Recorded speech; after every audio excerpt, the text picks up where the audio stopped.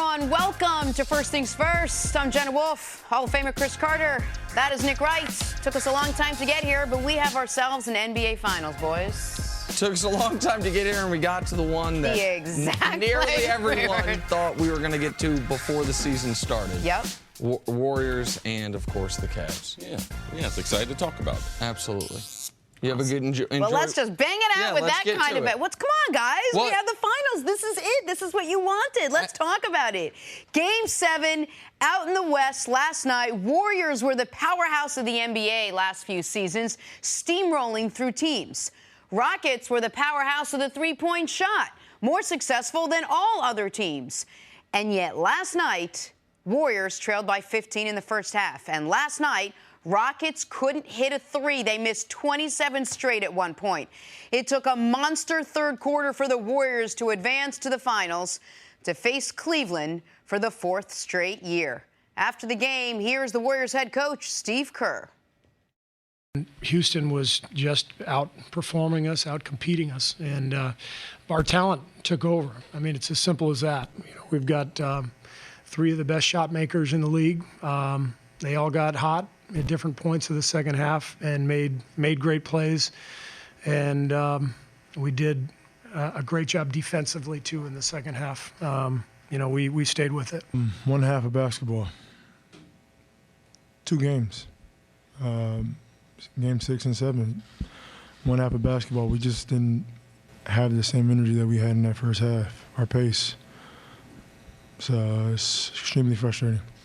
A calmness at halftime in the locker room because we knew how bad we were playing. Looked up, we were down 10 or whatever, 11, and knew that we had been in a situation before, obviously not in this building, but where we could really just lock back in, get some stops, and like I said, just change the momentum to our side. So I think it was just a level of experience and just maturity from our group that helped us get through to the finish line.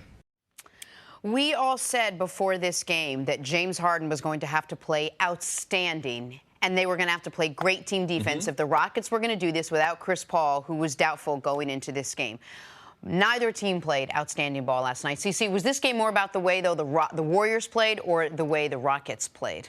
Well, you could take either side, and you could present either argument with plenty of facts. But I'm going to go with what Steph Curry said, the overall experience, the calm that they had at halftime, because they've been in positions like this before, and especially second quarter, what they do at halftime and how they play in the third quarter. Harden tried to boil it down to 2 games, Game 6 and Game 7, but I'll boil it down to 2 games, but it won't be Game 6 and 7. It'll be Game 1 that they lost at home. They'd say, well, they did win in Oakland to get home court back. But when you lose Game 1 and Game 7, I mean, how you going to be world champs?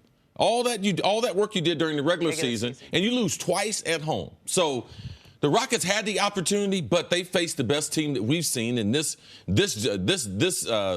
generation of basketball players, the best basketball team that we've seen. And yes, they do have shooters on the Rockets, but they don't have shooters like Golden State that have done it in the pressure situations. And in the third quarter, that's what you were able to see. Golden State playing at their best, getting the type of shots that they wanted, and also the confidence knowing that we have the firepower. We're going to tighten up on the defensive end, which they started protecting the rim a lot better. And I would say that they were fortunate. They got a good whistle in Golden State in the third quarter, meaning Houston was going to the basket, and they weren't getting rewarded with either being able to finish the play or a foul call, which I believe prevented the Rockets from being consistent and continuing to pound the paint, which gave them that nice lead at halftime. But you got to credit the Golden State Warriors and their ability to stay in the moment, realize that we have the talent, utilize it, get the type of shots, and it's a make-or-miss league. And they made their shots in the third quarter. Listen, I don't believe in ever blaming officiating for a team winning or losing, but you alluded to the whistle. There were 2 blatant fouls on James Harden, 3-pointers in the second quarter when the Rockets were trying to extend a double-digit lead that were not called. In the third quarter, it wasn't just the going to the basket.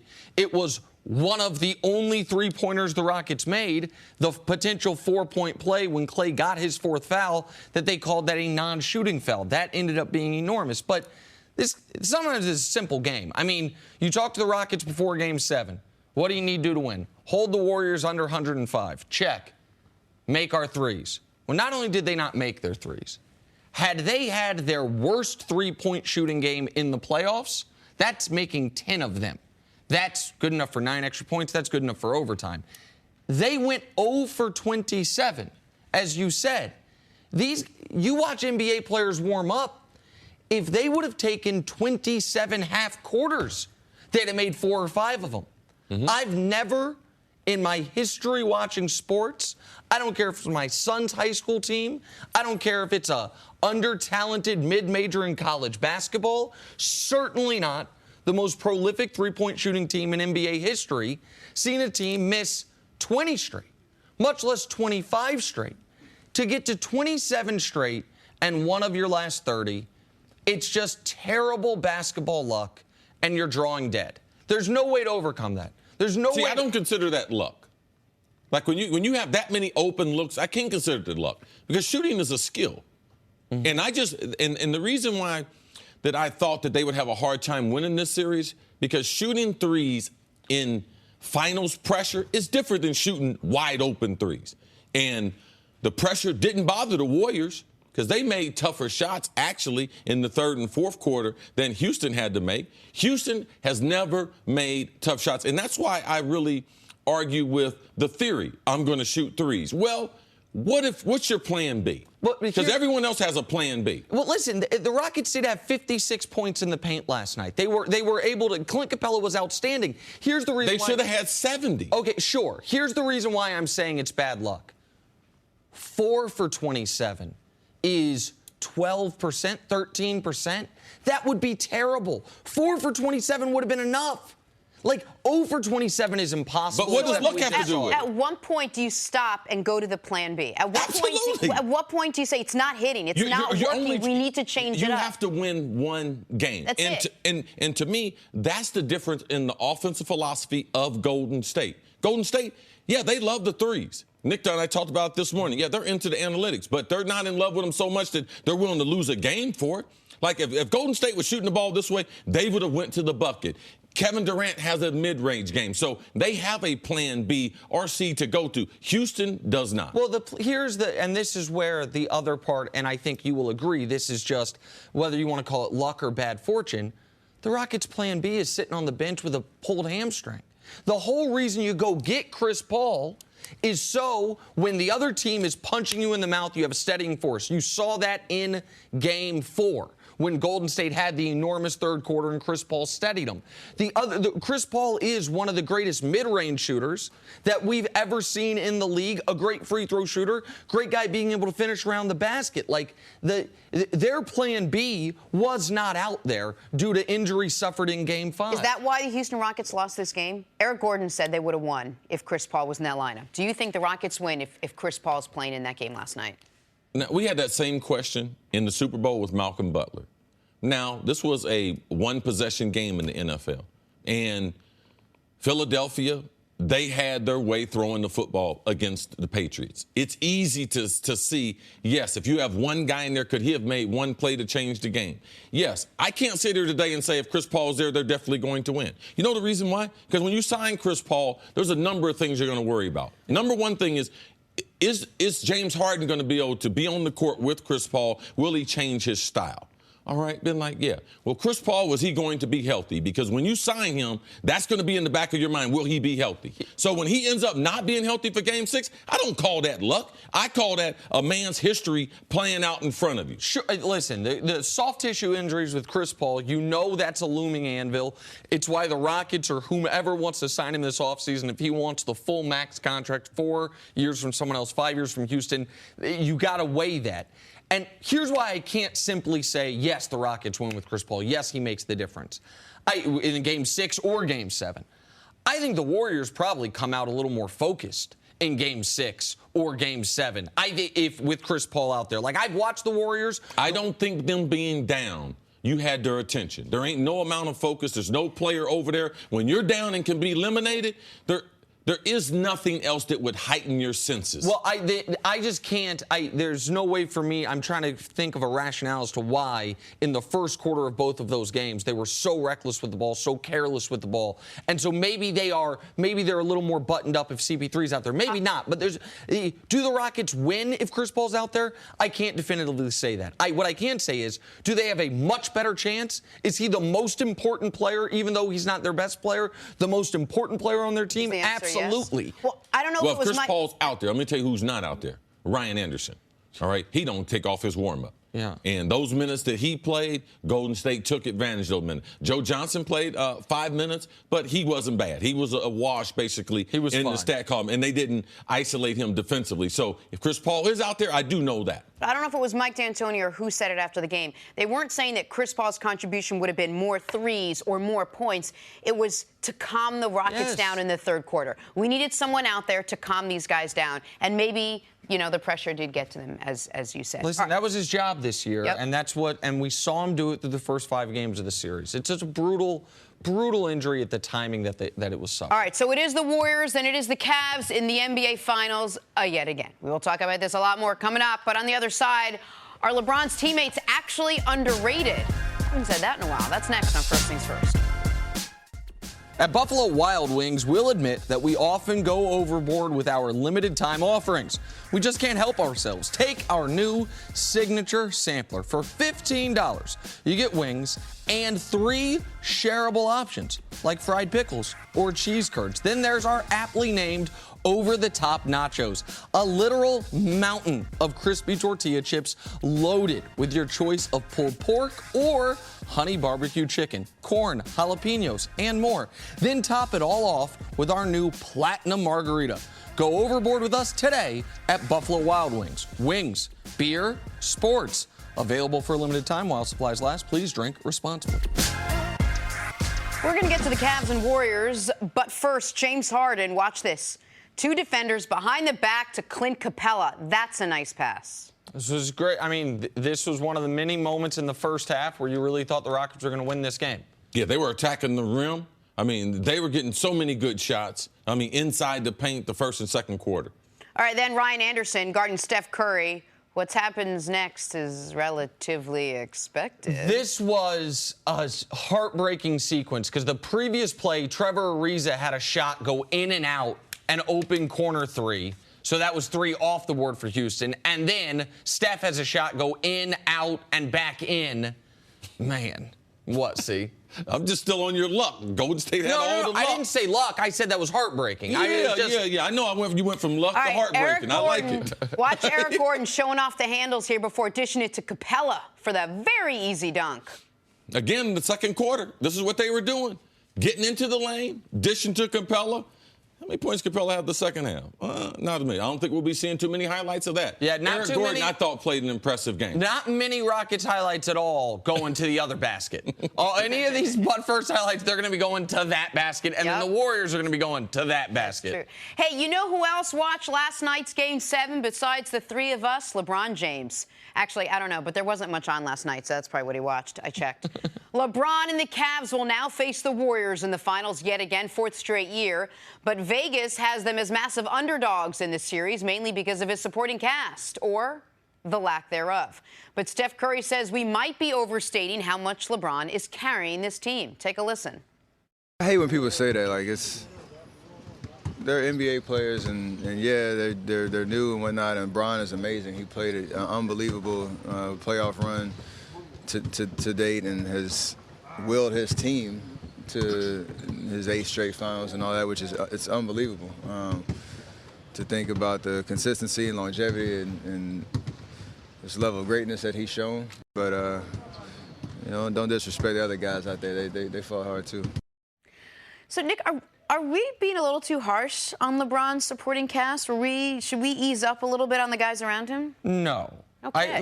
Listen, if Steph's point is that every single guy in the NBA would bust your head at the park, well taken. Of course. The 450 best basketball players alive, 435 of them are in the NBA. There's a couple in Europe and a few that just never got their lives right, and they're out on a blacktop somewhere. But yes, I understand that compared to the mortal American, yes, these are the best players in the world. But you can't compare them to regular people. You have to compare them to each other, to the other people in the NBA. And I mean, I can boil it down to as simple as this. Of the final 4 teams, there were 11 guys averaging at least 15 points in these playoffs.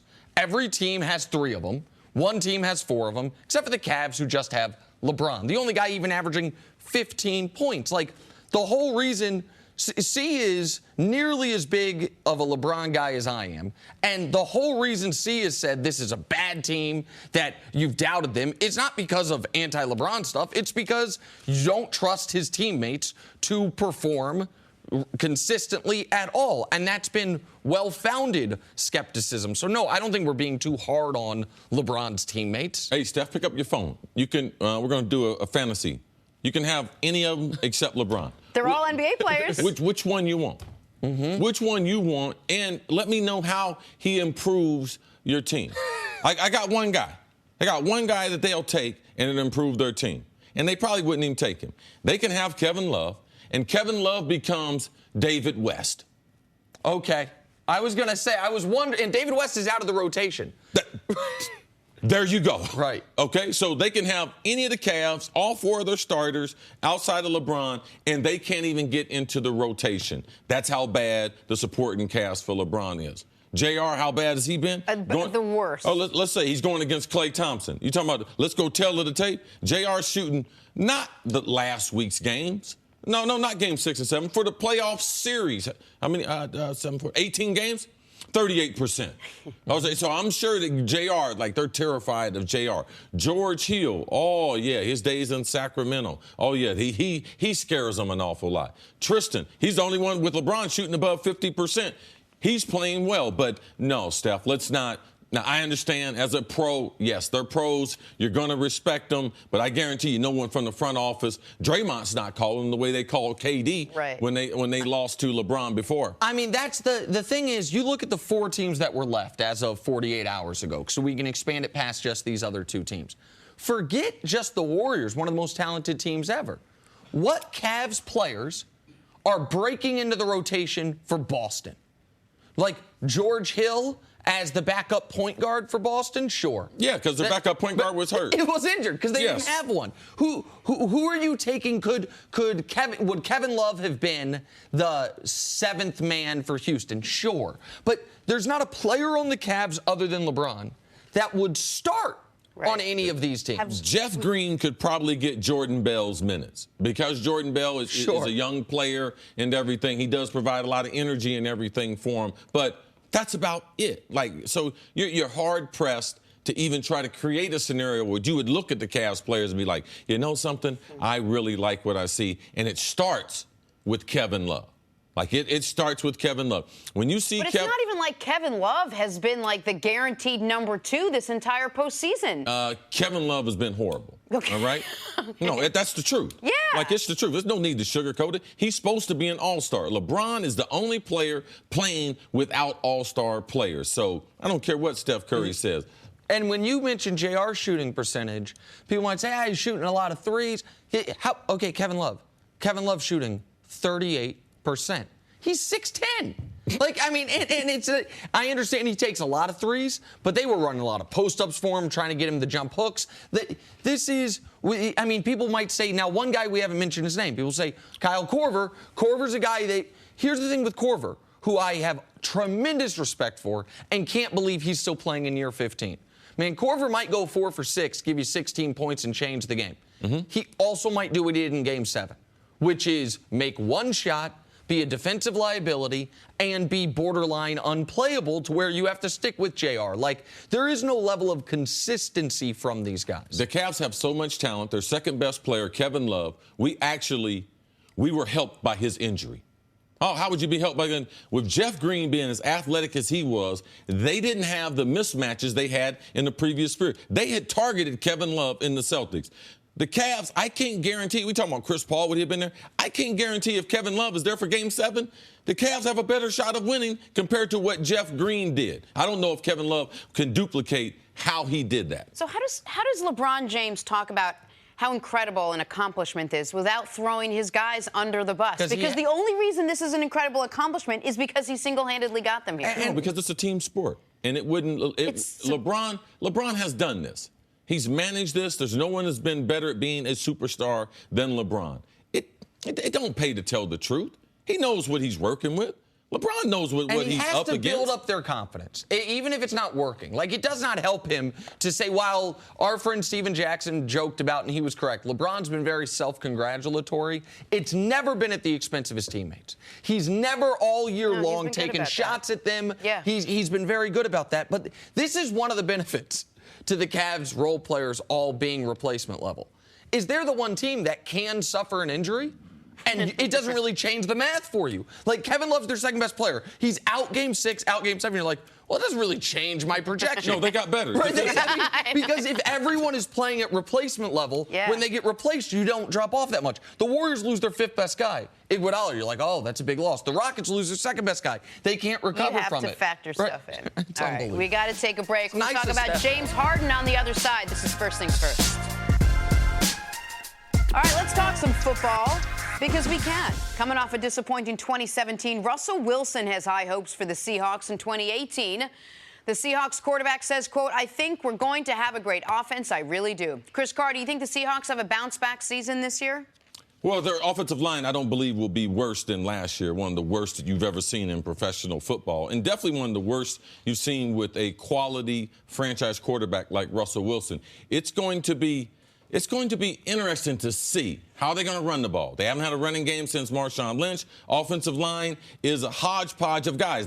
They spend the least amount of resources on their offensive line. So I need to see that change first. Keep in mind what they will have this year at the offensive line that they didn't have for the full year last year is Dwayne Brown at left tackle. Yeah, don't know how good he is. I know you got a lot of faith in him, but I don't know how good he is at this stage of his career. Okay, so that was a mid-season pickup from them in a trade from Houston. Listen, I think any team with Russell Wilson at quarterback has the capability to be a good offense and a good team, because I think Russell Wilson is that good. The pieces around him need to step up.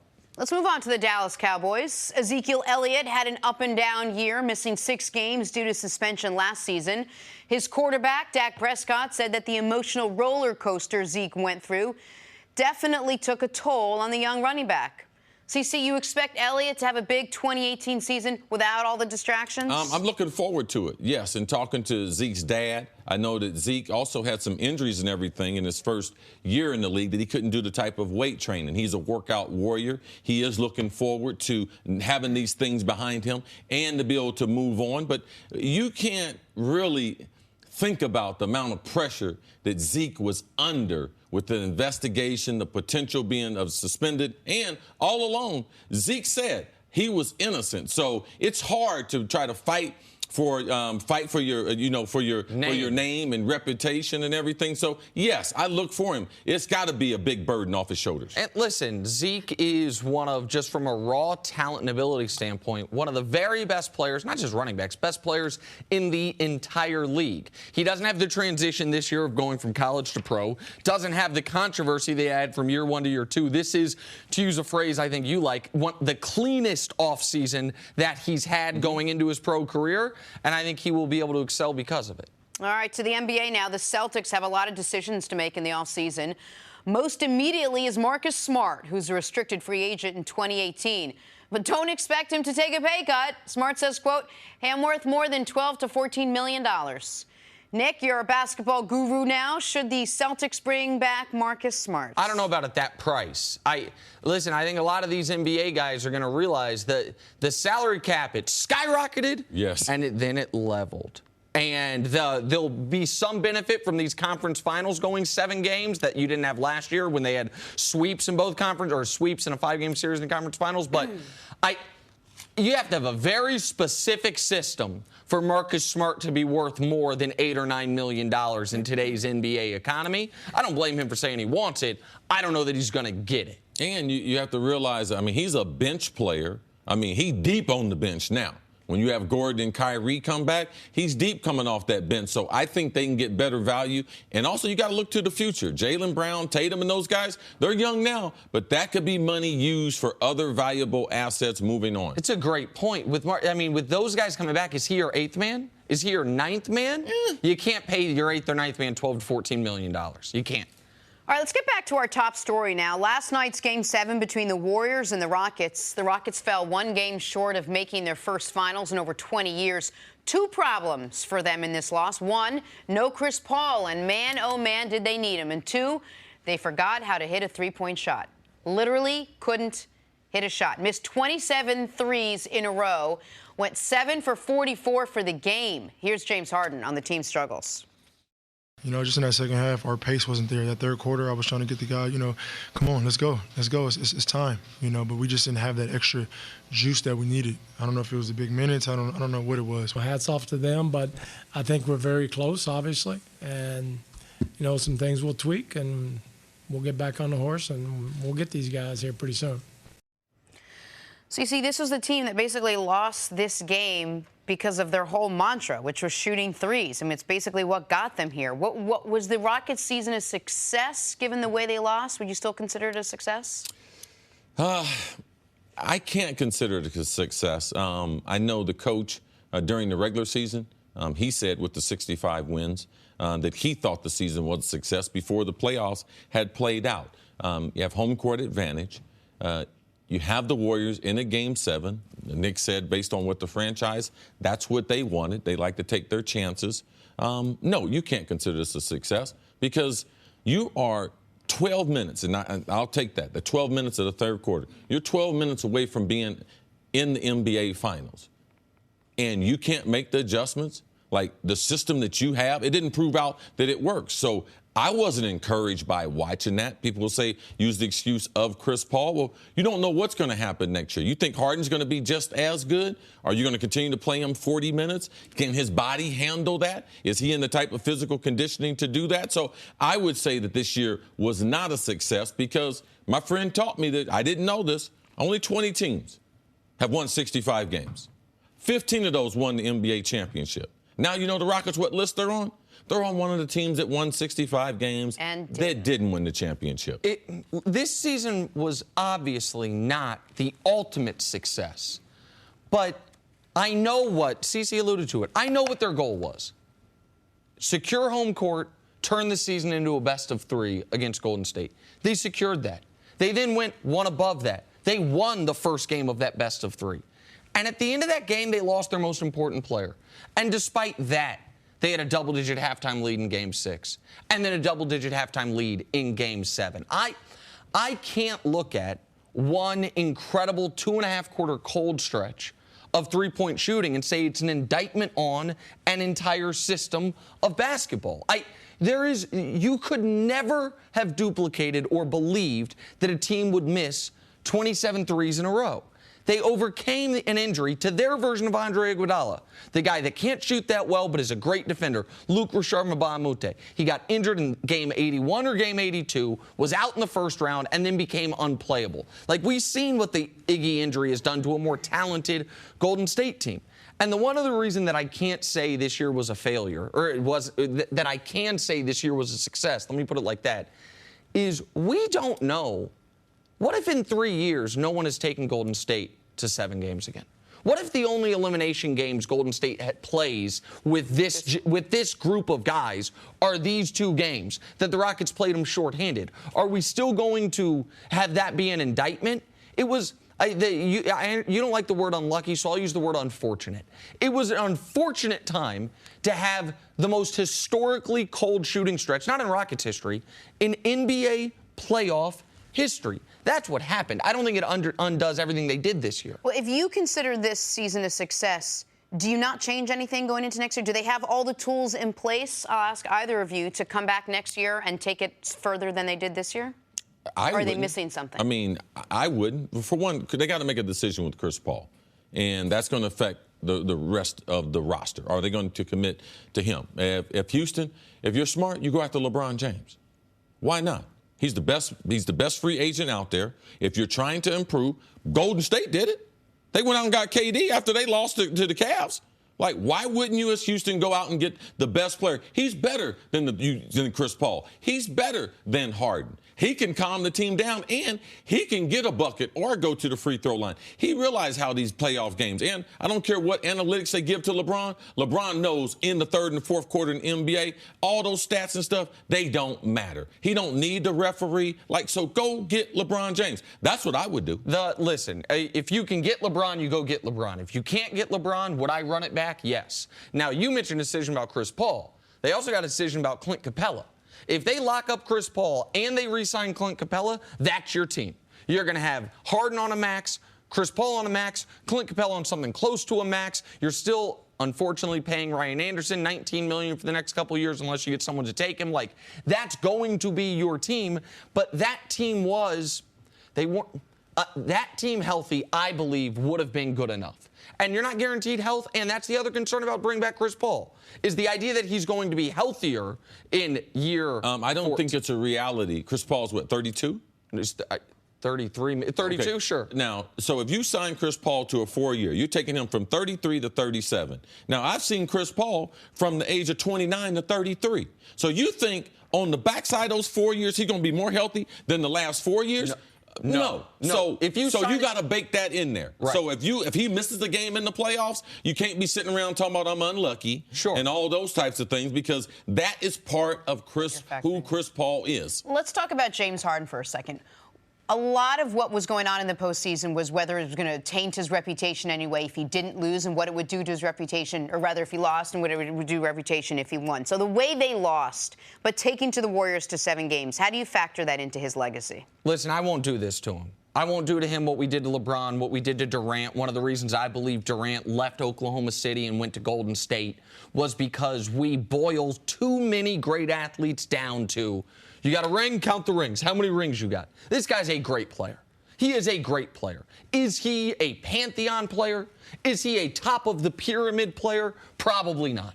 And had he won last night and taken his team to a championship, he could have become that. So if that's tainting his legacy, I'll say that. But what the onus on him once CP3 went down was enormous. Was he elite in Game 6 and 7? No. But what's the list of guys we have active in the league right now that have been the best player on champions? You count them on less than one hand. You count them on less than one hand. The idea that everyone that isn't that is something less than, I reject. It's one of the reasons why I don't kill Russ. I'm not going to kill Anthony Davis. He's a great player who isn't LeBron. And is he KD? I don't know. How would these teams have looked if those two guys were flip-flopped? I'm not sure. He looks a lot like KD looked in these spots when KD wasn't on the Warriors. And I thought KD was a great player then and a great player now. I would challenge you to find the numbers, because Harden in 17 games in the playoffs, not Game 7, 17 games in the, he didn't play great this playoffs. This is the best supporting cast that he had, best chance he had to win a championships. And to me, James Harden didn't come through. He didn't look like a superstar. You guys asked the question, how is his legacy affected? I'm just a person. I don't know what does Harden have as a legacy. What's his legacy? You were going to say that he doesn't have a legacy to be affected. What has he done that we're going to give him a legacy? Okay, if he was to get hit by a bus, couldn't play any more basketball, what would we say about him? A league MVP, man. Every guy that's ever won a league MVP is a Hall of Famer, except for Derrick Rose, probably. Once you're a league MVP, and once you're a two-time runner-up and one-time league MVP, I think you have a basketball legacy. So that's his legacy in the NBA, that he was a good offensive player. One of the greatest isolation players the league's ever seen. Absolutely.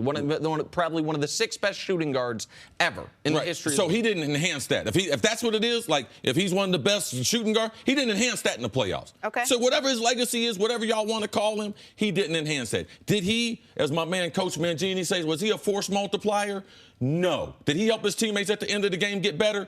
No. Did he create shots for other people? No. Well, listen. He led the team in assists. He gave you 29, 5, and 7 in the series. Not in the series, in the playoffs. Pardon me. In the series, it was right around that as well. Here's my question, I guess. When we look at this, if you flip, we think Steph is all those things.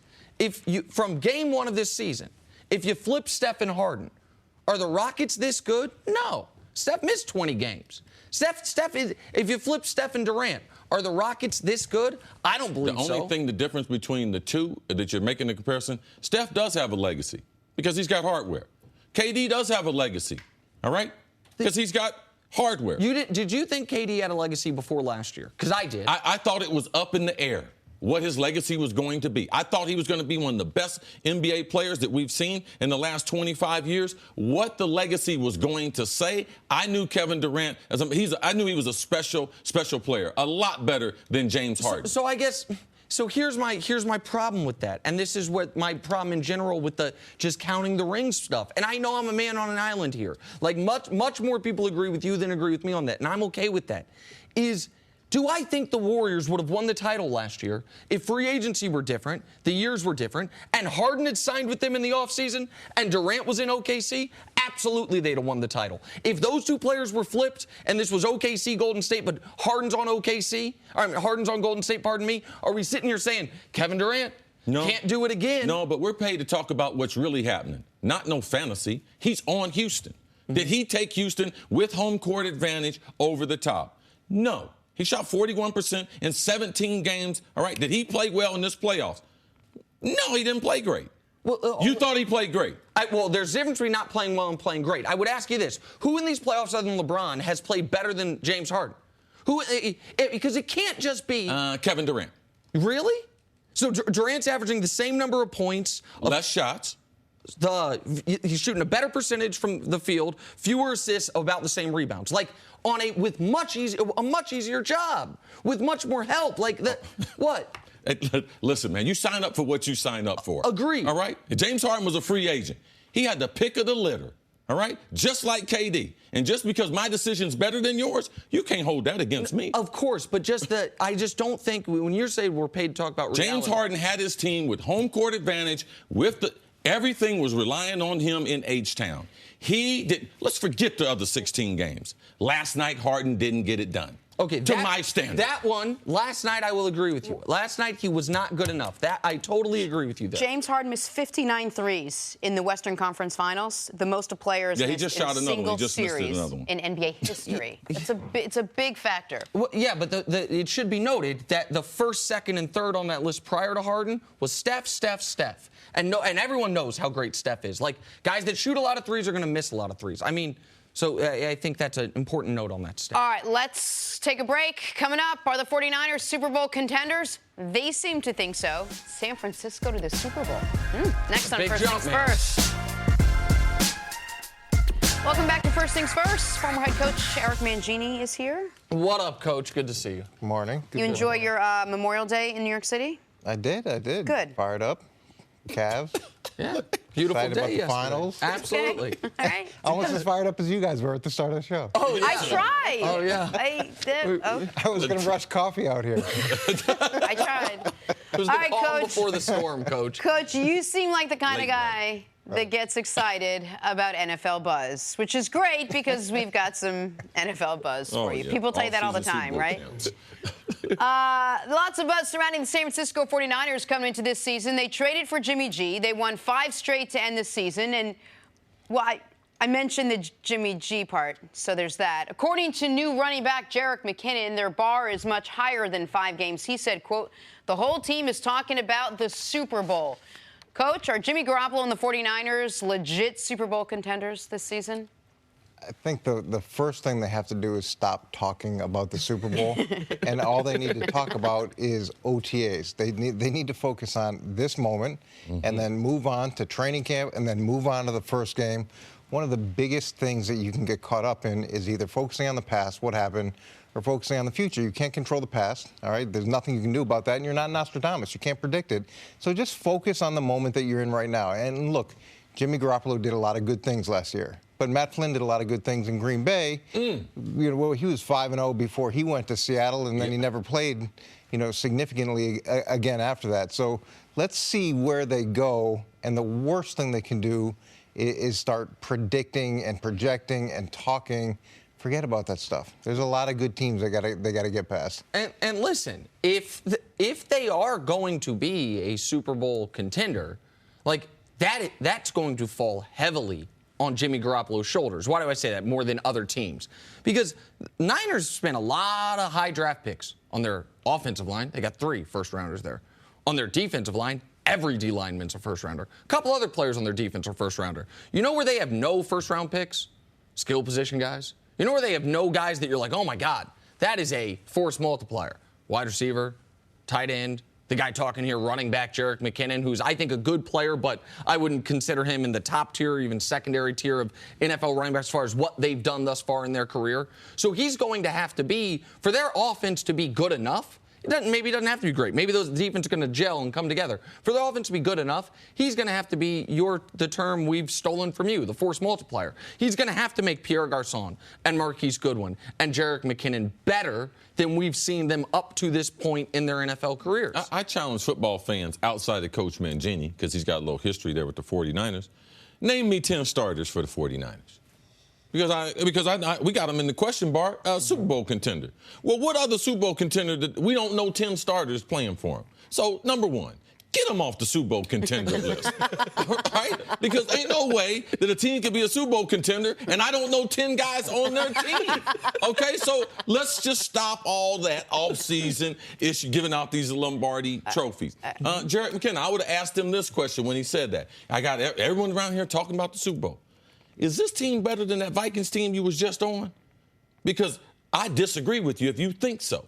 And I know the Vikings, they came up 1 game short of the Super Bowl. And last year at this time, they weren't talking about that. So Super Bowl teams are not made in the OTAs by your conversation. They're made by the teams that are deciding this week we're going to try to get better at a certain aspect of the game. They have a serious question marks as far as their defense and their secondary. They got serious question marks as far as their playmakers. So there's a lot of work that they need to do. Like, Jimmy G has not been there 4 or 5 years, so let's not make a goal for the 49ers, something that's really, it's not obtainable. It's not a realistic goal to have this type of franchise that's still in transition. Let's not forget where they were before Jimmy Garoppolo took over as the starter, Coach. And when you look at it, too, with Jimmy Garoppolo's numbers, he had 7 touchdowns and 5 interceptions, and that's a concern to me. I'd like to see that number be a lot different and a lot more skewed towards the touchdowns. And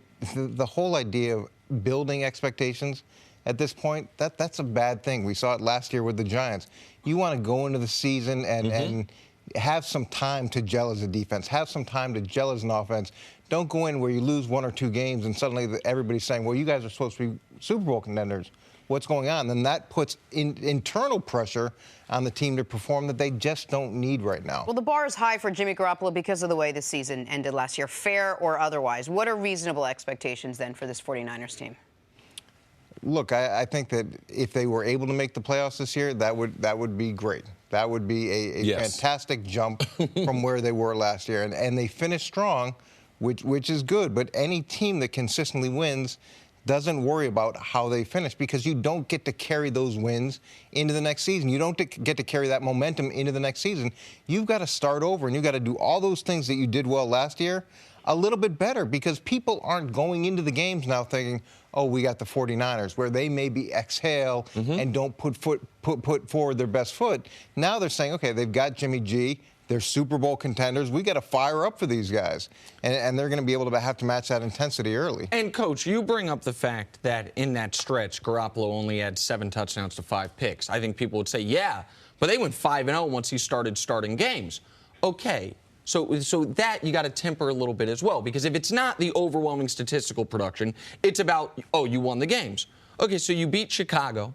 You beat Houston, who had the worst quarterback situation arguably in football once Deshaun Watson went down. Tennessee and Jacksonville, which were nice wins. And then at the end of the year, the Rams team, which was resting everyone. So the statistical profile isn't extraordinary. The wins are a little misleading. I get it, though. They were 1-10, and then you win 5 straight to finish the year. You should be optimistic.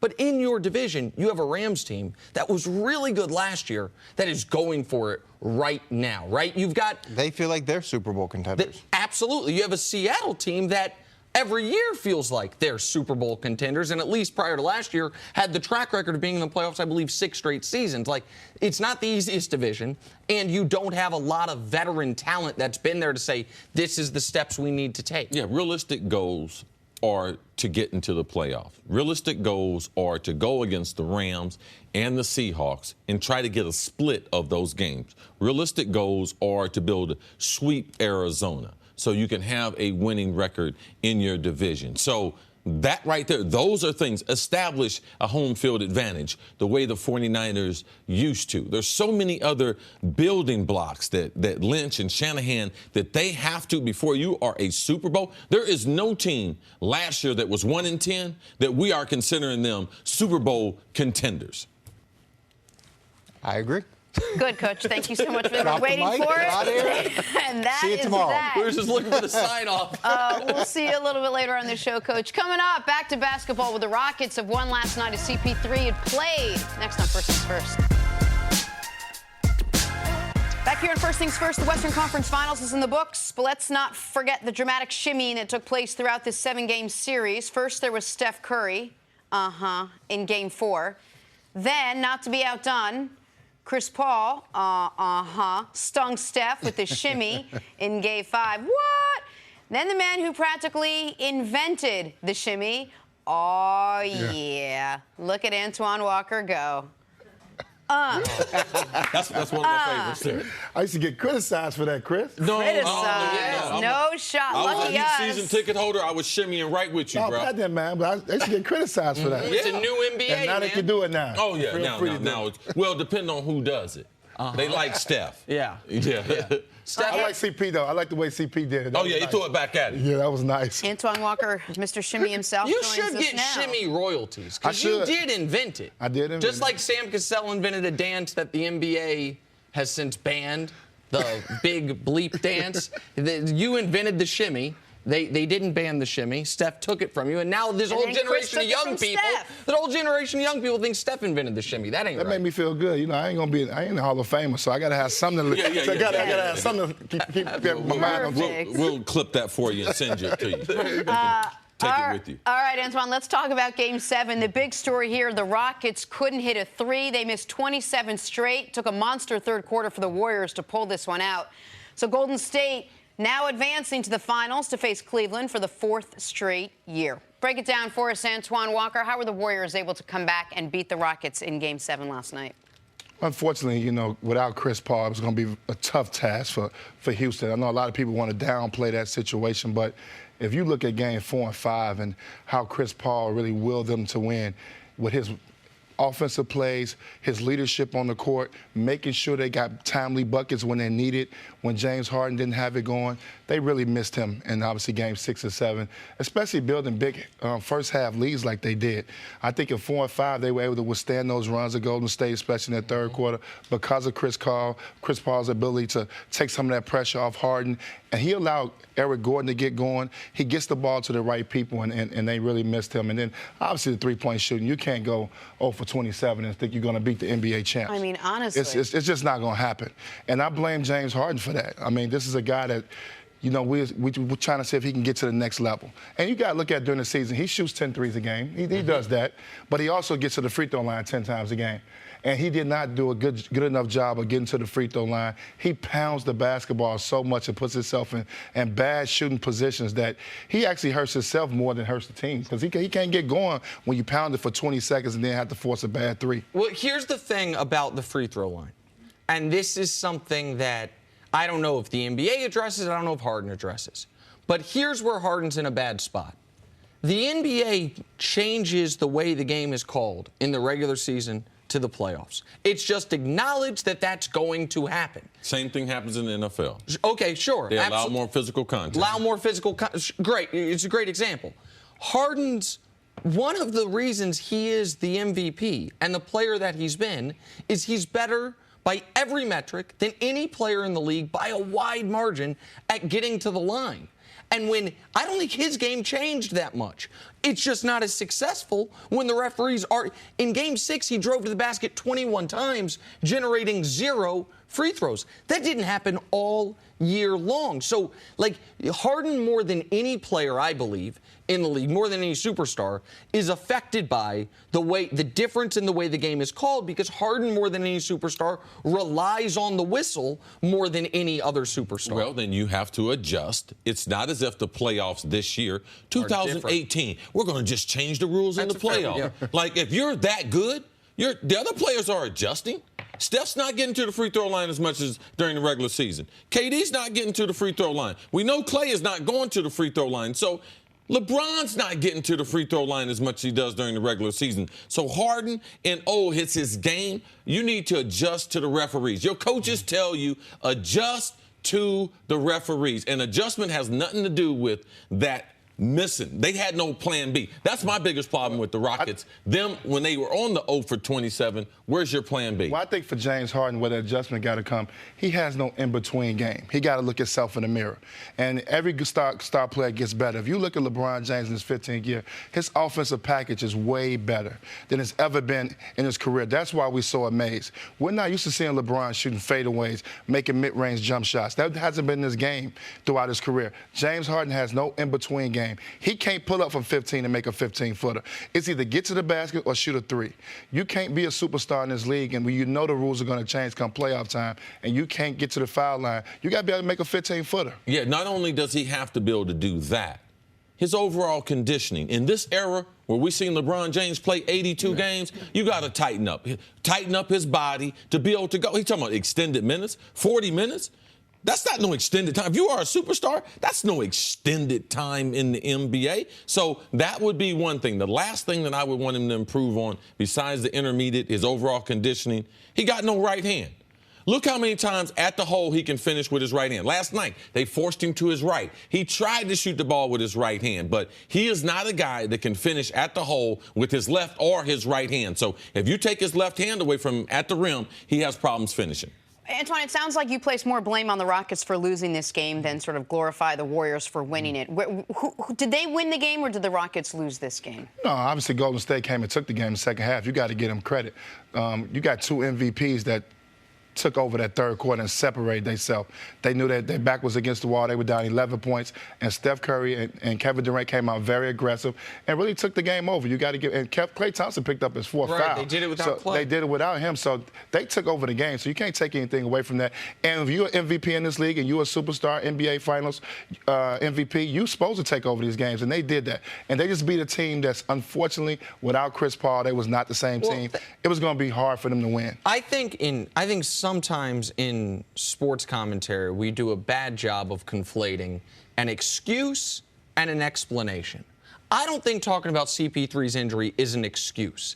I think it's an explanation. Now, it might have been predictable.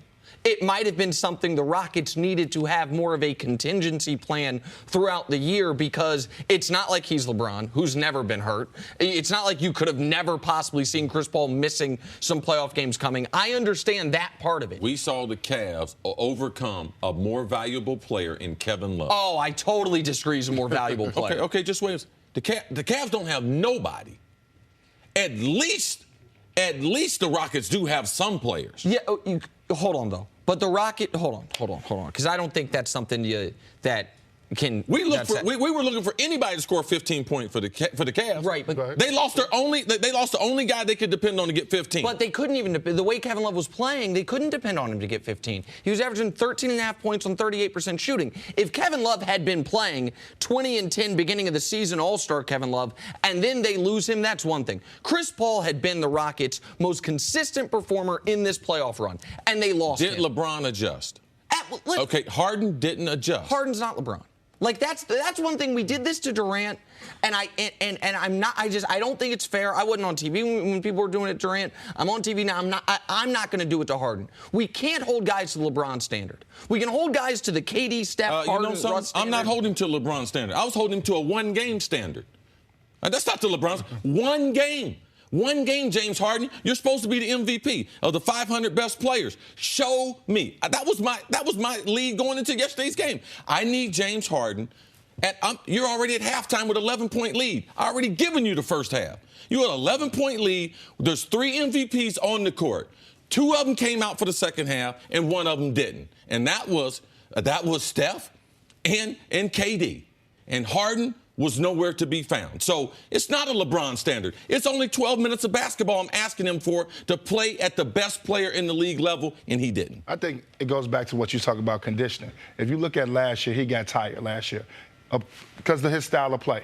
And now without Chris Paul, another guy he can get a ball to and make plays, he's not going to be as effective if he's not in that condition that you talked about, where he's in that LeBron condition where he can play 48 minutes. Because when you're the MVP, you got to be ready to strap him on and play 48 minutes. I used to tell Randy Moss, you can't control your talent. God already gave you that. But what you can control is how good a shape we're going. We're going to be in the best condition athletes on the face of the earth. When we leave training camp, that's what we're going to do. If Harden had that type of mentality, I think we can see different results.